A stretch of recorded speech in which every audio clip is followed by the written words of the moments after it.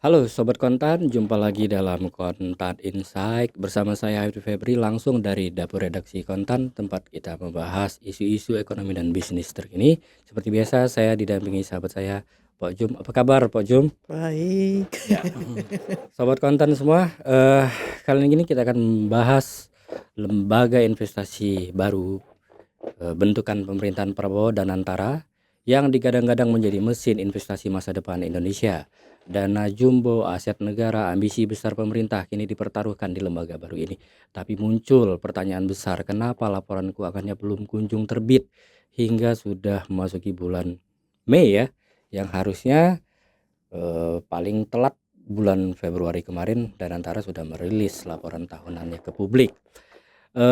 Tentu ini menjadi pertanyaan bagi publik karena ketika sebuah lembaga mengelola dana yang sangat besar, publik tentu ingin tahu seperti apa dana tersebut dikelola, kemana arah investasinya, dan seberapa sehat kondisi keuangan dan Antara.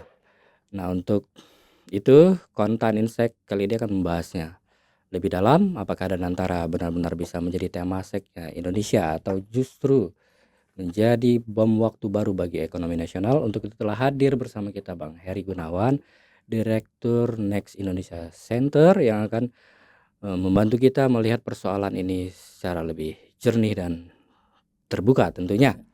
Bang Heri, BPK sudah merespon tuntutan publik agar mereka segera merilis laporan keuangannya dan responnya agak mengejutkan kita semua. Lembaga tersebut menyatakan bahwa kami tidak akan menyampaikan laporan ke publik. Danantara ya. Ya, Danantara menyampaikan tidak akan melaporkan kinerja tahunannya ke publik, tapi hanya akan melaporkan ke Badan Pemeriksa Keuangan atau BPK. Nah, tentu kita semua menjadi bertanya-tanya karena ini lembaga yang sangat besar ya, mengelola dana yang sangat besar. Bahkan Presiden Prabowo kemarin saat pembukaan Koperasi Merah Putih ya, itu menyebut Danantara kini mengelola aset sekitar 1.000 miliar dolar menjadi lembaga SWF terbesar ke-6 di dunia. Dibangga-banggakan sekali oleh Bapak Prabowo, tapi nyatanya sampai saat ini transparansi dan akuntabilitasnya juga kita pertanyakan. Nah, padahal di awal pembentukannya Prabowo juga sudah menegaskan bahwa lembaga ini dibentuk dengan penuh transparan dan akan dikelola secara profesional. Nah, bagaimana pendapat Anda menanggapi pernyataan Danantara bahwa mereka hanya akan menyampaikan laporan tahunannya ke BPK, bukan ke publik? Ya. Itu begini ya, saya khawatir Kak Danantara tuh hidup seperti katak dalam tempurung gitu ya. Itu yang saya khawatirkan. Jadi gini, di dalam praktik terbaik di tingkat internasional itu ada namanya untuk SWF ya, Sovereign Wealth Fund itu, seperti Danantara itu ada namanya Santiago Principle. Santiago Principle ini dibentuk oleh Working Group SWF di dunia tahun 2008. Nah, ini dibentuk berdasarkan perbincangan di G20, kemudian oleh IMF. Nah, kemudian dari situ lahir Working Group. Nah, Working Group ini kemudian melahirkan yang namanya Santiago Principle. Itu adalah prinsip-prinsip terbaik di dalam pengelolaan SWF. Nah, Danantara belum menjadi anggota, tapi INA, Indonesia Investment Authority, itu sudah menjadi anggota. Dan saya pikir INA lebih proper dalam hal ini. Nah, dan INA juga lembaga pengelola investasi, itu satu hal. Jadi di situ ditekankan betul, bukan hanya soal transparansi, bukan hanya transparansi di dalam tata kelola dan manajemen risiko yang harus dipublish, tapi transparansi di dalam pengelolaan investasi dan laporan keuangan. Di situ disebut bahwa itu menunjukkan bahwa Anda adalah lembaga yang kredibel. Itu satu hal kalau kita pakai standar internasional. Oke deh, dan antara kita makomnya belum internasional nih, misalnya gitu ya. Tapi jangan lupa loh, investor luar negeri itu pasti akan melihat Santiago Principle. Wow, SWF itu adalah cuannya ini. Seperti halnya di perbankan, itu kan Basel yang sekarang menjadi acuan etik di perbankan. Itu kan awalnya dibentuk tahun 1974 oleh 10 gubernur bank sentral di dunia. Ada 10 bank sentral, mereka bikin working group. Dari situlah mereka melahirkan yang namanya Komite Basel. Dari Komite Basel itu kemudian melahirkan standar yang disebut dengan Basel 1 sampai sekarang sudah Basel 3. Nah, itulah bagaimana know your customer itu muncul dari situ kan semua itu. Nah, kemudian jadi acuan seluruh perbankan. Loh, kalau Danantara tidak mau mengacu kepada Santiago Principle walaupun dia bukannya anggota, dia akan hidup di dunia sendiri, dunia lain. Kalau udah gitu jangan ngomong deh bahwa lo mau bermitra dengan perusahaan atau lembaga-lembaga besar di luar gitu. Nah, itu standar luar. Nah, bagaimana kalau standar dalam negeri? Danantara saya baca ketika dia merespon, dia menyebut dirinya sui generis. Sui generis itu dalam bahasa hukum itu kan yang saya pelajari ya. Saya bukan orang hukum juga, tapi hasil riset saya menyatakan bahwa sui generis itu adalah lembaga unik dan satu-satunya. Makanya dia tidak bisa dimasukkan di dalam rumpun manapun. Misalnya Danantara unik dan dia spesifik, maka dia tidak bisa masuk rumpun badan pemerintah, tidak bisa masuk rumpun kementerian pemerintah. Nah, misalnya gitu ya. Tapi sui generis itu harus dinyatakan di dalam undang-undang. Contoh, nah ini contoh, Undang-Undang Nomor 2 Tahun 2009 tentang Lembaga Pembiayaan Ekspor Indonesia. Di pasal penjelasan disebutkan LPEI adalah lembaga khusus sui generis. Di situ dicantumkan sui generis. Undang-Undang BI menyebutkan Bank Indonesia adalah lembaga negara yang independen. Undang-Undang OJK, Undang-Undang LPS, semuanya menyebutkan mereka adalah lembaga independen yang tidak bisa dipengaruhi oleh bla bla bla bla, gitu segala macam. Danantara tidak ada sama sekali. Jangankan menyebut undang-undang menyebut dirinya sui generis. Bahkan dia menyebut bahwa Danantara adalah lembaga independen, enggak ada. Semuanya itu jadi menurut saya interpretasinya jangan berlebihan bahwa Danantara ini seolah-olah bahwa dia itu extraordinary body gitu. Janganlah. Gitu. Artinya ketika dia buka sebuah lembaga sui generis tadi, berarti Danantara tetap berkewajiban untuk menyampaikan laporan tahunan ke publik. Betul. Maksudnya begitu. Nah, itu ada di dalam PP nomor 8, ada peraturan presiden, ada peraturan Menpan RB, itu menyatakan bahwa semua lembaga pemerintah itu harus menyampaikan laporan bahwa itu 2 bulan setelah tahun anggaran, artinya bulan Februari. Paling telat ya? Paling telat. Nah, Danantara sepanjang tidak dinyatakan bahwa dia adalah lembaga khusus, menurut saya harus ikut itu. Nah, sekarang sudah bulan Mei, dia belum melaporkan. Nah, belum ada tanda-tanda juga. Belum ada tanda-tanda. Memang betul di dalam Undang-Undang BUMN disebutkan Danantara menyampaikan laporan keuangan, laporan keuangan ya. Kalau laporan tahunan itu di dalamnya adalah laporan kinerja dan laporan keuangan. Nah, khusus laporan keuangannya dia menyampaikan kepada BPK. Itu ada di dalam Undang-Undang BUMN. Tapi secara etik audit yang dilakukan oleh BPK menurut saya cacat secara etik. Kenapa? BPK adalah organ di bawah Dewan Pengawas Danantara. Namanya Komite Pengawasan dan Akuntabilitas. Ketua itu disebut loh, Ketua BPK, Ketua KPK, Ketua PPATK, Kapolri, Jaksa Agung. Jadi anggota di dalam Komite Pengawasan dan Akuntabilitas. Ya, yang waktu itu mau dibikin supaya akuntabilitasnya. Iya. Nah, itu kan diumumin oleh Pak Rosan pada tanggal 24 Maret. Ini struktur organisasinya. Jadi secara etik menurut saya cacat tuh. Gimana orang yang ada organ kan yang namanya organ di bawah Dewan Pengawas, ini kan seperti organ di bawah Dewan Komisaris. Dia bekerja atas nama Dewan Pengawas dan bekerja atas perintah Dewan Pengawas dan melaporkan kepada Dewan Pengawas. Lah bagaimana mungkin gitu loh?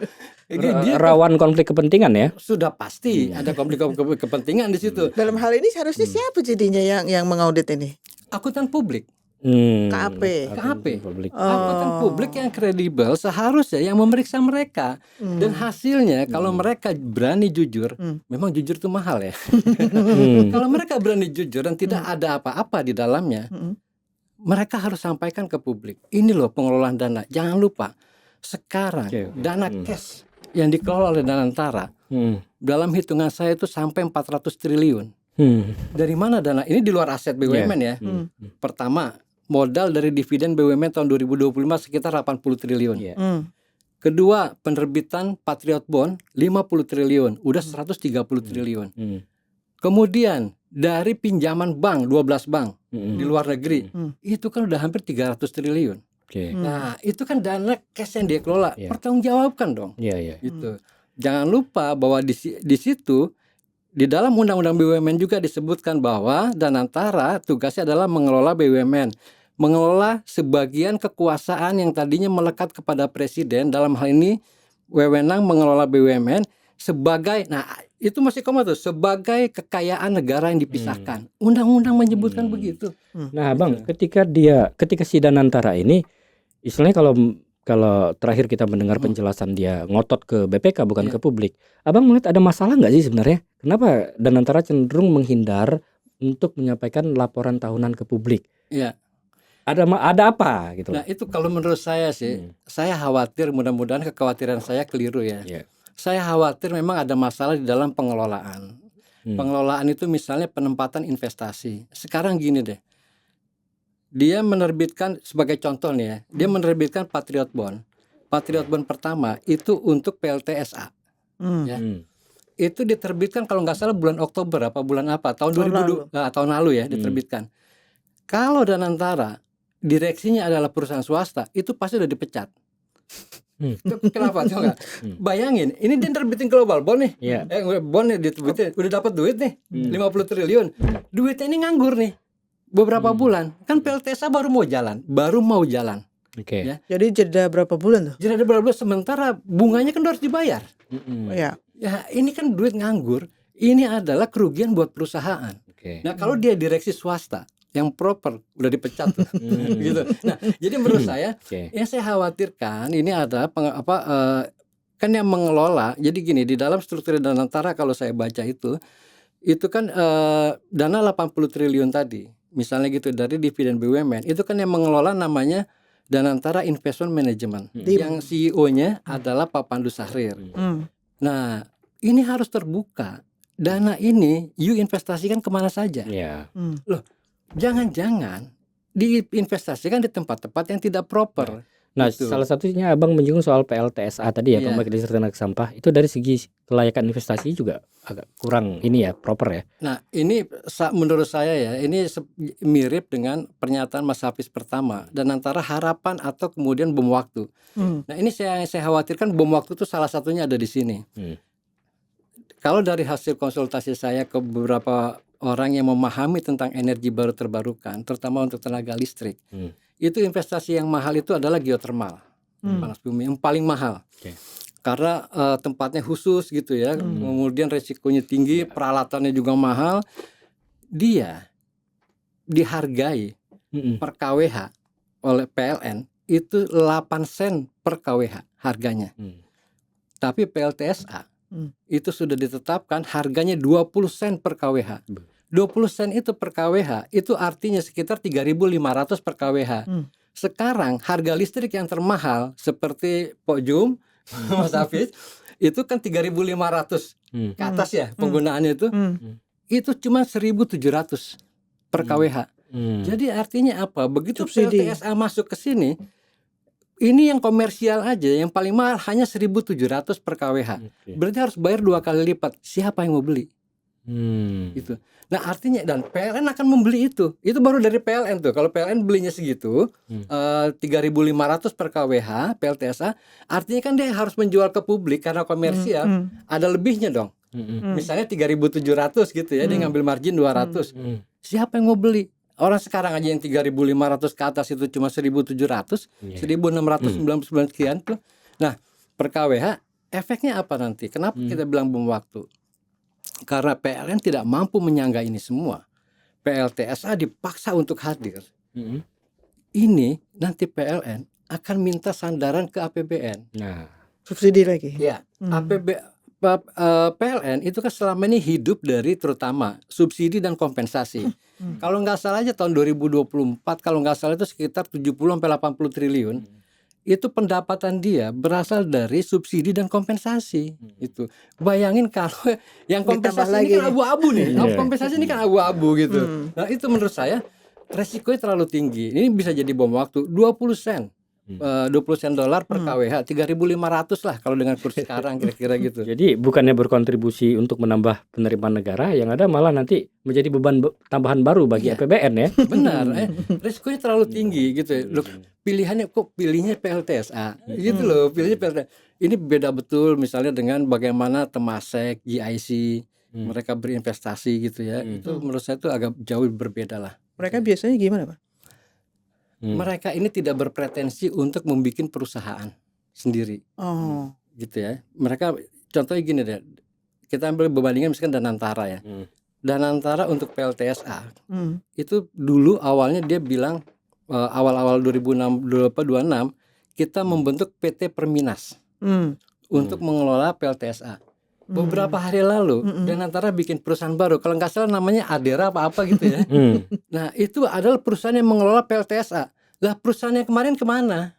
Badan itu satu itu ya. Dan dia berpretensi untuk bikin perusahaan-perusahaan baru dari Agrinas dan lain-lain gitu ya. Tapi buat GIC, Temasek nggak perlu tuh.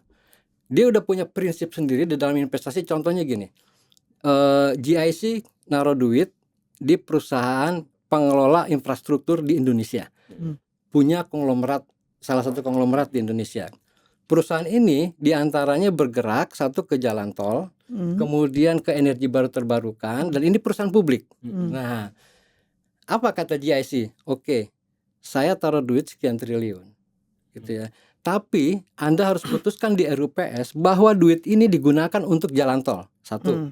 Kedua, Anda harus go private. Dan perusahaan ini nurut, dia go private dan duitnya yang tadinya dia beli salah satu ruas tol yang dipegang oleh Jasa Marga, itu harganya sekitar 5 triliun, dia bayar cash. Bayangin tuh. Nah, setelah itu dia jelas kan, dan ini memang asetnya jelas sudah menghasilkan untung segala macam. Nah, uangnya inilah yang diakumulasi kemudian jadi GIC. Nah, jadi labanya GIC. Temasek investasi di Telkomsel. Dia tahu kok jantungnya bisnisnya telekomunikasi Telkom itu adalah Telkomsel. Dia masuk lewat Singtel di situ. Nah, sampai sekarang dia menjadi pemilik. Coba. Nah, artinya nggak harus bikin sesuatu yang baru yang bangun lagi dari dasar. Orang-orangnya juga. Iya. Ngapain juga lah. Itu analisis investasinya tuh ya. Dia udah menghitung resikonya. Mungkin kalau ini jadi perusahaan publik, resikonya besar. Oke, saya kasih sekian triliun, Anda go private. Nah, misalnya kayak gitu, dan semuanya dituruti. Jadi proper loh bisnisnya. Iya, proper banget ya. Dan hasilnya jelas. Nah, ini. Hasil itu jelas Bang, tuh. Kalau tadi Abang menjelaskan role model Temasek dalam berinvestasi kan terlihat bahwa mereka sudah melalui tahapan-tahapan kajian yang mungkin mendalam, sudah melakukan juga due diligence mungkin kan. Kalau Danantara arah investasinya gimana menurut cermatan Abang? Apakah sudah melakukan prosedur yang harusnya dilakukan oleh sebuah lembaga investasi? Atau pertanyaannya berapa banyak sih investasi Danantara sekarang ini, berapa banyak? Ini kan begini loh, apa namanya? yang kedengerannya deh. Danantara tuh gini, kadang-kadang yang diklaim sebagai proyeknya itu numpang. Mau saya kasih contohnya, saya bilang numpang. Pertama, Danantara bilang dia masuk ke proyek pabrik alkali yang di Cilegon bareng-bareng dengan Chandra Asri. Ini nggak usah ada Danantara. Sebelum Danantara bilang begitu, Ina udah bekerja sama dengan itu, dengan Chandra Asri. Satu. Kedua, dia bilang ini investasi kita di proyek DME, Dimitri Ether itu, yang mau nanti berubah batu bara menjadi gas di Sumatera bagian selatan. Ini sebelum ada Danantara udah mau digarap, cuman 2023 itu batal karena investor Rusia mundur. Nah, sekarang kemudian dicari investor baru, kemudian diklaim sebagai proyeknya Danantara. Gitu loh. Nah, jadi maksud saya skenario bisnisnya Danantara sampai hari ini itu belum jelas. Jadi ada dua hal yang belum jelas itu, yang itu menjadi tugas pokok Danantara. Pertama, skenario bisnisnya seperti apa sih? Nah, suatu ketika saya ketemu nih sama mantan pejabat pemerintah, pejabat ekonomi. Dia cerita sama persis omongan ini ya, kekhawatirannya. Ini Danantara ini kok belum jelas ya investasinya kemana. Menurut Bapak bagusnya gimana? Kalau menurut saya bagusnya, ini menurut dia nih, Danantara harus memilih satu bisnis itu yang didorong adalah sebagai substitusi impor, atau dia berbisnis untuk mencari keuntungan. Nah, sehingga manfaatnya jelas. Contoh yang substitusi impor adalah tentang biji besi. Biji besi. Nah, pengolahan besi lah ya. Karena ini nanti jadinya kan baja apa segala macam. Ini kan kita sangat bergantung selama ini. Dan memang kita masih pada Industri impor. tengahnya ya. Industri tengahnya dia masuk. Farmasi. Farmasi Impor itu semua. kita 90% impor. Impor Iya. bahan baku obat ya. Iya, Ini dolar semua ya Pak ya ngomongnya. dolar semua. Itu nah, ini kan tidak pernah ada yang disentuh sama sekali oleh Danantara. Dia bikinlah hilirisasi di industri farmasi. Kan tidak. Ini semuanya dia masuk ke sumber daya alam. Iya. Gitu ya. Nah, jadi ini ada menurut saya itu memang tadi itu belum jelas. Itu satu hal. Dua hal yang kedua yang belum jelas. Ini konsolidasi BUMN mau dibawa kemana sih? Satu bilang lagi konsolidasi, tapi tiba-tiba muncul BUMN baru yang redundant. Agrinas kan redundant dengan PTPN, misalnya gitu ya. Sekarang yang dia baru bikin PLTSA ini kan kerjaannya PLN sama Pertamina. Dua ini ngapain dia harus bikin baru lagi? Jadi itu maksud saya itu. Dan skenario dia mau bisnis apa sih? Mau nyari untung atau membuat industri yang menjadi substitusi impor sehingga mengurangi beban neraca perdagangan kita. Mandatnya sendiri gimana Pak? Mandatnya kalau di undang-undang itu cuma ada satu, Undang-Undang 1 2025, Undang-Undang 16 2025, PP 10 2025. Tugasnya adalah mengelola BUMN satu. Tapi orang Danantara suatu ketika dia selalu menyebut bahwa dirinya itu adalah mendapatkan mandat ganda. Dual mandate dia sebutnya. Nah, mandat ganda itu apa? Satu, mencari untung lewat Danantara Investment Management. Satu lagi adalah mengelola BUMN dan mendukung kepentingan nasional. Udahlah, itu fungsinya BUMN, bukan fungsinya Danantara. Jadi Danantara dengan BUMN ini ibaratnya kalau di bursa pojum itu backdoor listing. BUMN ini adalah perusahaan listing misalnya gitu ya. Danantara masuk dia backdoor listing, maka dia menjadi perusahaan publik. Nah, kira-kira gitu. Jadi BUMN itu adalah mandatnya satu, mencari untung, kedua dia membantu perekonomian nasional. Nah, makanya dia ada kerjasama dengan UMKM wajib segala macam. Nah, Danantara tugasnya cuma satu, mengelola BUMN. Nah, Danantara backdoor listing ke BUMN. Kira-kira gitulah gampangnya tuh. Nah, itu mandatnya. Nah, di era Jokowi kan sebenarnya rutin ya ada laporan keuangan konsolidasi BUMN Kementerian lembaga BUMN semuanya itu kan wajib kan Pak. Nah, ketika Danantara tidak merilis laporan, berarti ini sebuah kemunduran juga ya? Iya. Kan ada mereka disebutnya namanya regulasinya itu SAKIP ya, Satuan Akuntabilitas itu ya. Nah, LAKIP atau laporan LAKIP atau SAKIP gitu. Nah, jadi menurut saya apa yang dilakukan oleh Danantara ini sangat kemunduran, bukan hanya dalam konteks nasional, tapi juga kemunduran bagaimana Anda bilang bahwa Anda itu punya reputasi internasional. Standar internasional lah ya mestinya ya. Internasional terlalu jauh, makanya terlalu jauh kalau kita ngomongin Danantara itu bereputasi internasional. Mereka harus kalau perlu, kalau saya nih ya di Danantara itu yang namanya Santiago Principles. Saya kasih versi bahasa Indonesia dan versi bahasa Inggris itu saya tempel tuh di ruang rapat. Semua orang harus tahu. Semua orang harus tahu. Manajemen risiko semua orang harus tahu. Kan manajemen di dalam Santiago Principle itu manajemen risiko itu harus dideklar. Kalau di perusahaan itu kan yang berlaku itu kan 3 lines defense ya. Jadi yang paling depan sampai internal audit gitu ya, sampai belakang. Nah, dia harus tahu bahwa manajemen risiko mulai dikelola dari yang paling depan. Yang paling depan itu dari ibaratnya tuh dari resepsionis, kayak kasarnya gitulah kalau kantor. Nah, jadi memang apa yang dilakukan oleh Danantara ketika dia ingin mengatakan bahwa saya memutuskan tidak memberikan laporan keuangan saya kepada publik atau laporan tahunan saya kepada publik, itu adalah sikap yang angkuh dan itu menurut saya kemunduran. Pak, kalau ngomongin standar internasional ya, sebenarnya kayak Temasek dan segala macam itu kan publik ya. Iya. Dia Di semuanya di bawah kalau Temasek kan di bawah Kementerian Keuangan ya. bukan maksud laporan keuangan ya Pak. Iya. Oh iya. Hmm. Nggak harus diminta-minta juga udah. Enggak, saya terbuka tuh, saya akses tuh. Saya tahu di dalam di situ ketika laporan ke Menteri Keuangan itu Temasek menyebutkan dia itu ada yang namanya akunnya di pemerintahan APBN itu ada namanya NIRC kan, Investment Return Contribution. Itu mereka tahun 2024 misalnya itu berkontribusi 20% dari total belanja pemerintah Singapura. Berapa Pak jumlahnya? Nilainya itu sekitar 24 miliar dolar Singapura atau 304 triliun. Dividennya dia untuk ke pemerintah ya. Mereka menyebutnya Istilahnya ya. kalau di kita mungkin bahasanya dividen, tapi mereka menyebutnya bukan dividen. Jadi mereka punya laba. Nah, labanya separohnya tuh setelah dikurangi Ditahan. pencadangan apa segala macam, pemerintah nih gue bagi nih. Ya, masuk kas. Nah, itu ada tuh BI juga melakukan hal serupa. Itu istilahnya kalau dari surplus Bank Indonesia. Nah, itu BI kasih store ke pemerintah tuh sekian. Itu ada penerimaannya, ada akun khusus. Dan antara ingin diperlakukan seperti itu. Tapi kalau caranya kayak begini, ya susah. Jadi kalau Harus Temasek ditagih-tagih lagi. kalau Temasek itu artinya sudah bisa berkontribusi 20% terhadap belanja pemerintah Singapura ya. Iya. 20%. 20%. Bayangin 300-an triliun coba. Iya. Mereka tuh itu tiga yang bukan hanya Temasek ya, Temasek, GIC dan Bank Sentral Singapura MAS, Monetary Authority Singapura itu. Nah, kalau di kita ibaratnya OJK, Bank Indonesia dengan Danantara kalau digabung kira-kira Segitu ngasih berapa juta ya? Gitu. Jangan ngomong triliun dulu lah gitu.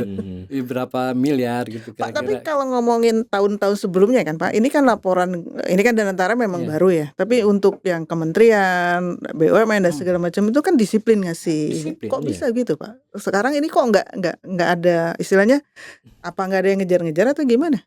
Ya, ini mereka itu interpretasinya berlebihan terhadap dirinya. Jadi menurut saya itu Danantara itu belum selesai pada dirinya sendiri. Dia mendefinisikan dirinya itu bahwa saya itu adalah lembaga istimewa. Sui generis, lembaga yang berbeda dari yang lain-lainnya. Saya tidak bisa dimasukin di dalam rumpun apapun. Nah, padahal menurut saya nggak seperti itu. Nah, karena Anda mengelola kekayaan negara yang dipisahkan, APBN aja setiap triwulan, kalau dulu malah setiap bulan. Itu dipublikasikan. Ya, Berapa penerimaannya, berapa pengeluarannya, belanjanya. Lu masa Danantara nggak mau? setahun aja enggak ya? Nah itu loh maksud saya. Jadi Danantara jangan merasa berada di Menara Gading. Ya, dia ada di dunia sendiri. Janganlah. Karena itu jangan sampai nanti begitu udah ada masalah, baru ribut gitu. Dia harus berani dong bahwa publik itu mengontrol. Gitu. Karena itu adalah jelas di undang-undang itu disebut kekayaan negara yang dipisahkan. Itu jelas itu disebutkan di undang-undang Danantara. Tapi nggak ada sanksi mungkin Pak dari undang-undangnya. Itulah yang jadi masalah karena nggak ada sanksi. Cuman Danantara juga mungkin mengutip ini ya, Undang-Undang Nomor 1 2025 dan Undang-Undang Nomor 16 2025 yang ada salah satu pasal yang berbunyi bahwa pemeriksaan pengelolaan keuangan badan dilakukan oleh BPK. Ya. Memang ada undang-undang itu. Ada. Nah, di situ hanya disebut bahwa laporan keuangan diperiksa oleh BPK. Oke. Gitu ya. Tapi bukannya berarti kan dia nggak boleh diperiksa oleh kantor akuntan publik. Nah, kan bisa dua. Satu hal. Tapi di situ hanya disebut laporan keuangan. Yang kita selalu persoalkan itu adalah laporan tahunan. Laporan tahunan itu di dalamnya kalau definisinya peraturan pemerintah segala macam berisi laporan tentang penggunaan keuangan, penerimaan keuangan, serta laporan kinerja. Kinerja itu termasuk tadi dia investasi kemana, duit itu digunakan untuk apa, segala macam biaya. Jangan-jangan biaya kampanyenya, biaya promosinya jangan-jangan loh terlalu besar ya, kita nggak tahu.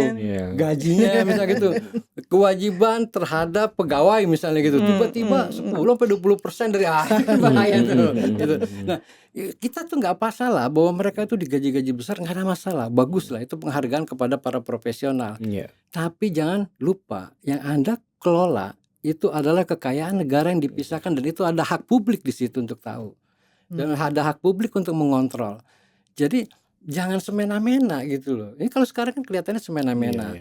Nah di dalam undang-undang yang tadi Mas Hafiz sebut, Undang-Undang Nomor 1 2025, Undang-Undang 16 2025, bahkan tambahannya adalah PP 10 tahun 2025, tidak ada yang menyebutkan satu kata pun bahwa Danantara adalah sui generis. Seperti halnya Undang-Undang LPEI Nomor 2 tahun 2009. Bahkan tidak ada yang menyebutkan bahwa Danantara adalah lembaga independen. Nggak ada yang menyebutkan itu. Lalu apakah Danantara istimewa hanya satu-satunya? Enggak. ada Danantara, ada INA yang lebih dulu hadir. Iya. Gitu loh. Makanya INA tuh tidak bisa diabsorb oleh Danantara. Dia sama kuat gitu loh. Dan bahkan INA sudah menjadi anggota Santiago Principle tadi. Sudah menjadi anggota working group untuk SWF di dunia. Artinya INA itu sudah mempublish loh laporan keuangan. Iya, tiap tahun kita bisa Kalau lihat. dia bilang lebih kecil, dia udah publish bahkan. Iya, Iya. dia udah publish dan dia udah menjadi anggota standar etik internasional yang disebut dengan Santiago Principle itu, Working Group for Sovereign Wealth Fund. Udah, tapi Danantara belum. Nah, risikonya nih Bang, ketika Danantara tidak mengadop standar etik internasional atau Santiago Principle ya. tadi, apakah Danantara akan semakin ditinggal oleh investor? Artinya investor menjadi tidak percaya nih terhadap pengelolaan tata kelola Danantara ini. Iya. Sekarang gini, untuk investor yang waras, investor asing, loh dia kan harus melihat ada standarnya. Iya. Sekarang gini, kalau dilihat perbankan kinerjanya, dia lihat ada standar Basel 1, 2, 3. Dia patuh atau tidak dengan standar Basel yang menjadi best practice internasional. Iya. Begitupun dengan Danantara. Danantara nih SWF. Saya mau kerjasama dengan Danantara. Kira-kira Danantara ini patuh nggak ya terhadap, sudah mengadopsi belum ya Santiago Principle? Lah kalau dia memang belum, oh berarti standarnya masih standar lokal nih. Kalau standar lokal berarti investasi kita jangan 1 triliun, 100 juta aja misalnya gitu. Kan ada klasifikasi gitu. Itu sama dengan apakah perusahaan publik X itu masuk nggak di dalam indeks MSCI. Kalau dia tidak masuk dalam indeks MSCI, sudah bisa dipastikan investor asing keluar. Nah, ini kan sama. Danantara itu sudah masuk belum standar internasional? Kalau belum, sudah deh. 100 Ntar aja deh, ntar aja. juta Atau ntar aja deh. Ntar aja deh. Yang penting kita basa-basi, oke deh, saya punya komitmen gitu kan, segala macam gitu kan. Itu kira-kira itu. Saya nggak yakin yang waras investor itu mau bekerja sama dengan Danantara kalau kondisi masih seperti sekarang. Ini kita baru bicara pada aspek pengelolaan investasinya ya. Iya. Belum pengelolaan BUMN-nya. Nah, Abang melihat progres pengelolaan BUMN yang ada rencana perampingan Iya. dari sekian ribu anak cucu itu, Abang melihat ini sudah cukup efektif belum sih berjalan selama di bawah Danantara 1 tahun terakhir? Ya kalau saya bilang kalau mau jujur ya enggak.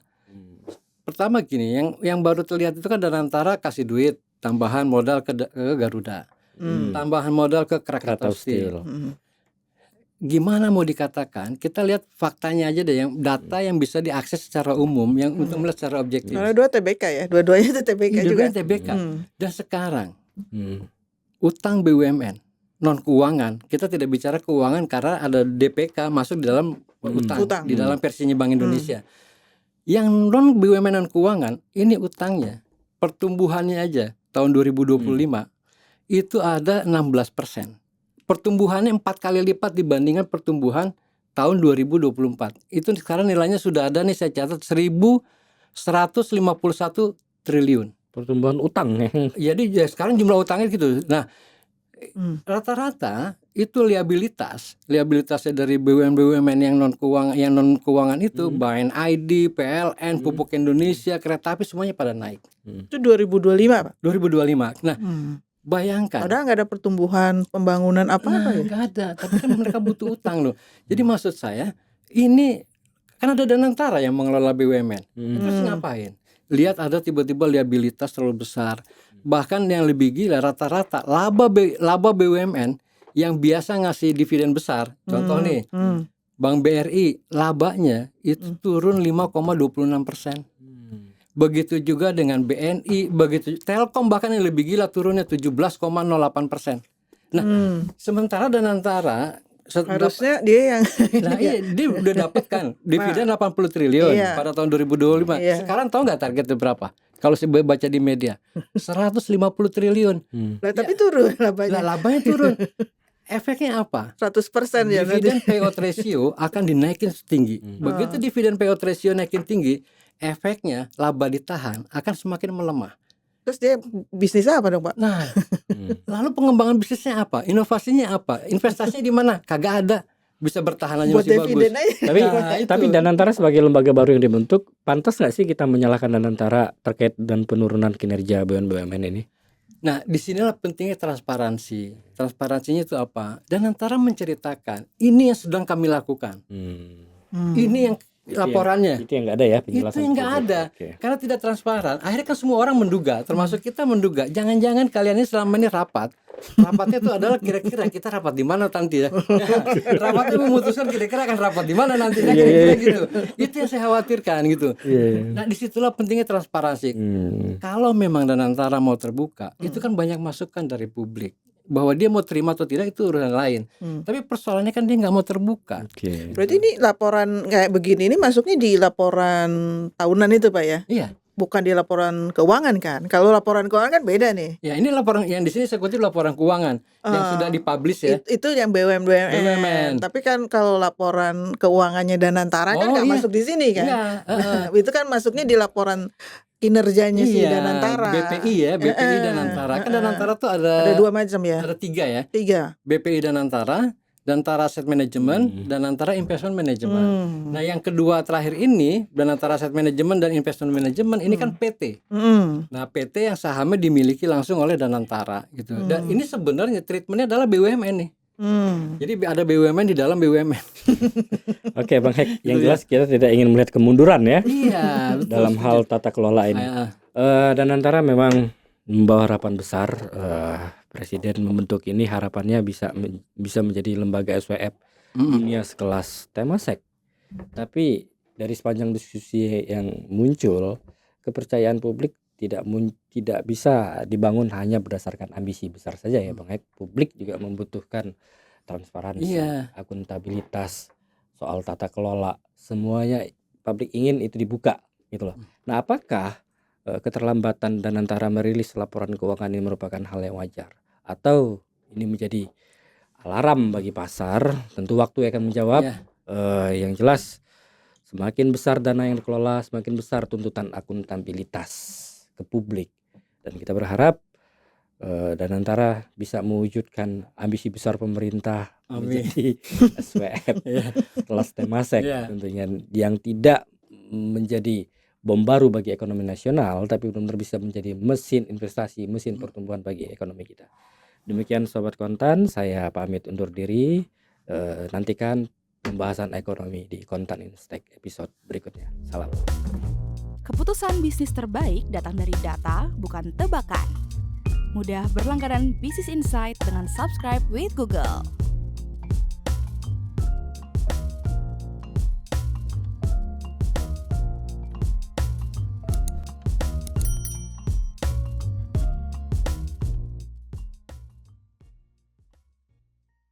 Download aplikasi Kontan sekarang di App Store atau Play Store.